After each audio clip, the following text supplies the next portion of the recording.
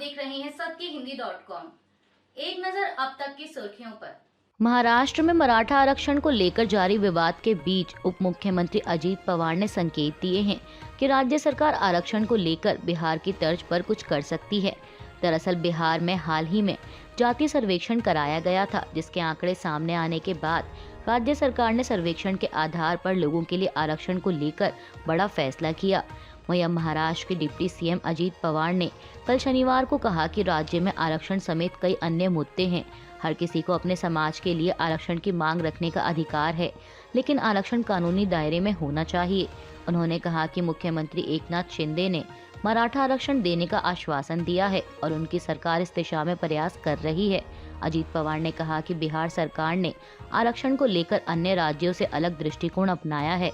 अगले महीने में महाराष्ट्र विधानमंडल का शीतकालीन सत्र शुरू हो रहा है और हम इस बात पर भी चर्चा कर रहे हैं कि क्या बिहार जैसा कुछ किया जा सकता है।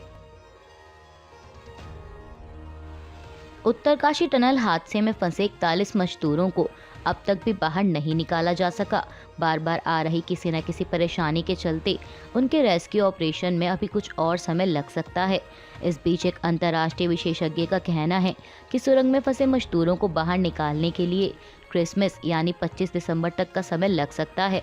आपको बता दें कि एक बार फिर अमेरिकी ऑगर मशीन के अटकने की वजह से ड्रिलिंग के काम में रुकावट आई है। ऐसे में अब मैनुअल ड्रिलिंग की योजना बनाई जा रही है।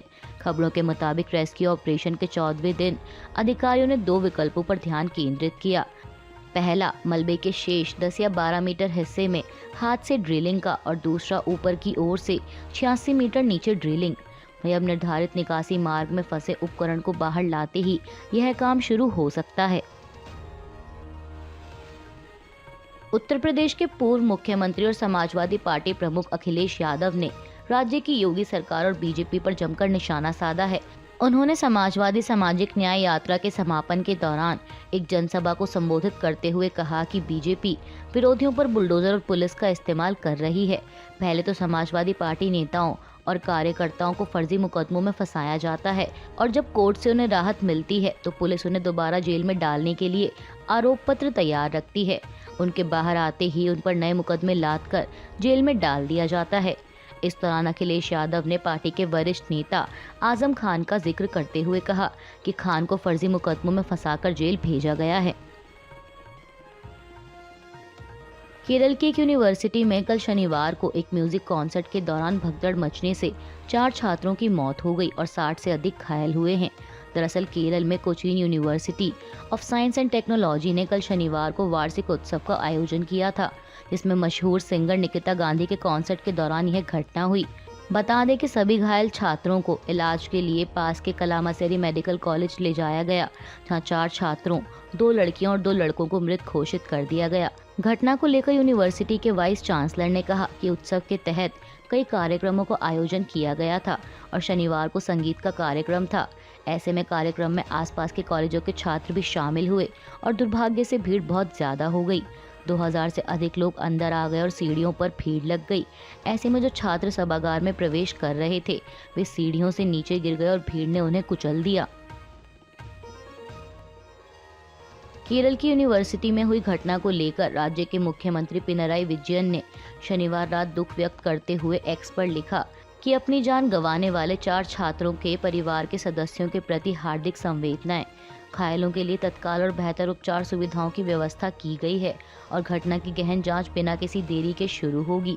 इसके साथ ही उन्होंने बताया कि उद्योग मंत्री पी राजीव और उच्च शिक्षा मंत्री आर बिंदु खुद स्थिति का आकलन करने के लिए घटना स्थल के लिए रवाना हुए। वहीं अस्पताल में घायल छात्रों से मिलने पहुंचे राज्य के उद्योग मंत्री पी राजीव ने शनिवार रात को कहा कि आईसीयू में 4 मरीजों की हालत गंभीर है। हम उन्हें सर्वोत्तम इलाज देने की पूरी कोशिश कर रहे हैं। सरकार ने समन्वय के लिए सभी कदम उठाए हैं। उन्होंने कहा कि मुख्यमंत्री द्वारा आदेशित व्यापक जांच के अलावा विश्वविद्यालय ने प्रारंभिक जांच भी की है। इसके अलावा स्थिति का आकलन करने पहुंचे केरल के उच्च शिक्षा मंत्री आर बिंदु ने कहा कि यह पहली बार है जब कोई दुखद घटना घटी है, इसलिए अब हम सभी कारणों का पता लगाएंगे और भविष्य में घटनाओं से बचने की कोशिश करेंगे। प्रधानमंत्री मोदी ने कल शनिवार को बेंगलुरु में हिंदुस्तान एरोनॉटिक्स लिमिटेड का दौरा किया। इस दौरान उन्होंने लड़ाकू विमान तेजस में उड़ान भरी। अपना यह अनुभव साझा करते हुए पीएम मोदी ने सोशल मीडिया प्लेटफॉर्म एक्स पर इसकी कुछ तस्वीरें शेयर करते हुए लिखा कि मैं आज तेजस में उड़ान भरते हुए अत्यंत गर्व के साथ कह सकता हूं कि हमारी मेहनत और लगन के कारण हम आत्मनिर्भरता के क्षेत्र में विश्व में किसी से कम नहीं हैं। भारतीय वायुसेना, DRDO और HAL के साथ ही समस्त भारतवासियों को हार्दिक शुभकामनाएं। वहीं प्रधानमंत्री मोदी के इस पोस्ट को कांग्रेस ने फोटो सेशन करार दिया है। कांग्रेस महासचिव जयराम रमेश ने एक्स पर लिखा कि तेजस को 2011 में तत्कालीन यूपीए सरकार के दौरान मंजूरी मिली थी। उन्होंने लिखा कि तेजस हमारी स्वदेशी वैज्ञानिक और तकनीकी ताकत एवं क्षमता की एक और मिसाल है जो दशकों के दृढ़ संकल्प का नतीजा है और इस सफर में कई अन्य महत्वपूर्ण मील के पत्थर भी हैं। कांग्रेस नेता ने आगे प्रधानमंत्री मोदी पर तंज कसते हुए कहा कि 2014 से पहले के प्रयासों और मेहनतों को स्वीकार करने में चुनावी फोटो ऑप्स के मास्टर का कुछ नहीं जाता, जो कि उनके क्रेडिट लेने के दावे के लिए आवश्यक हैं। इसराइल हमास के बीच हुए 4 दिन के युद्ध विराम समझौते में हमास ने कल शनिवार को बंधकों के दूसरे बैच को भी रिहा कर दिया है। रॉयटर्स की रिपोर्ट के मुताबिक हमास ने इस दूसरे बैच में 17 बंधकों को रिहा किया है, जिसमें 13 इसराइली और 4 थाई नागरिक शामिल हैं। सामने आई टेलीविजन फुटेज में मिस्र की तरफ से बंधकों को गाजा छोड़ने के बाद राफा बॉर्डर पार करते हुए दिखाया गया है। हमास ने शनिवार देर रात बंधकों को रेड क्रॉस की अंतर्राष्ट्रीय समिति को सौंप दिया था। इस्राएली प्रधानमंत्री बेंजामिन नेतन्याहू के कार्यालय के मुताबिक रिहा किए गए 13 इसराइलियों में से 6 महिलाएं और 7 बच्चे और किशोर शामिल थे। इस्राएली रक्षा बल IDF ने अपने एक बयान में कहा कि रिहा किए गए बंधक इस्राएल के अस्पतालों में जा रहे हैं, जहां वे अपने परिवारों से मिलेंगे। आपको बता दें कि इस्राएल और हमास के बीच हुए समझौते में हमास ने भी इस्राएल के आगे फिलिस्तीनी कैदियों को रिहा करने की शर्त रखी थी, जिसके तहत हमास ने कहा था कि वह 50 बंधकों के बदले इस्राएली जेलों में बंद 150 फिलिस्तीनी नागरिकों की रिहाई चाहता है। इस आधार पर दोनों देशों के बीच इस 4 दिनों के युद्ध विराम का समझौता हुआ है।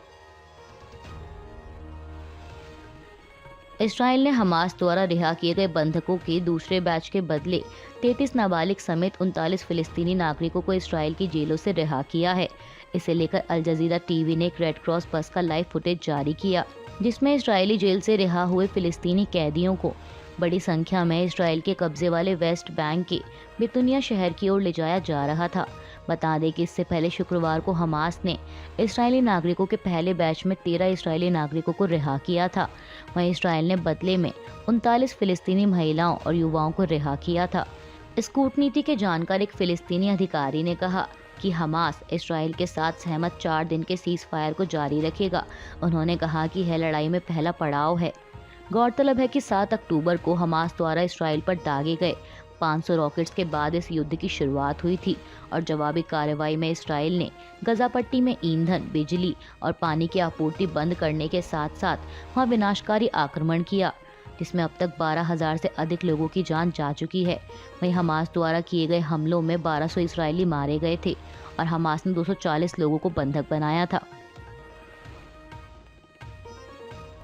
दिल्ली में बढ़ रहा वायु प्रदूषण लोगों को जहरीली हवा में सांस लेने के लिए मजबूर कर रहा है। खबरों के अनुसार राजधानी दिल्ली की हवा आज भी गंभीर श्रेणी में बनी हुई है। केंद्रीय प्रदूषण नियंत्रण बोर्ड द्वारा जारी आंकड़ों के मुताबिक आज रविवार सुबह राजधानी के कई इलाकों का AQI 400 से ऊपर दर्ज किया गया, जो कि बेहद गंभीर श्रेणी में माना जाता है। CPCB के मुताबिक दिल्ली के जहांगीरपुरी का AQI आज 450 दर्ज किया गया, बवाना में 427, आनंद विहार में 433, तो वहीं बुराड़ी में AQI 404 दर्ज किया गया। बता दें कि 400 से 500 के बीच AQI लेवल का होना बेहद गंभीर श्रेणी में माना जाता है। ऐसे में लोगों को सांस लेने, आंखों या सीने में जलन संबंधी समस्याओं का सामना करना पड़ रहा है। अभी के लिए बस इतना ही। बाकी की खबरों के लिए जुड़े रहिए सत्यहिंदी.com के साथ।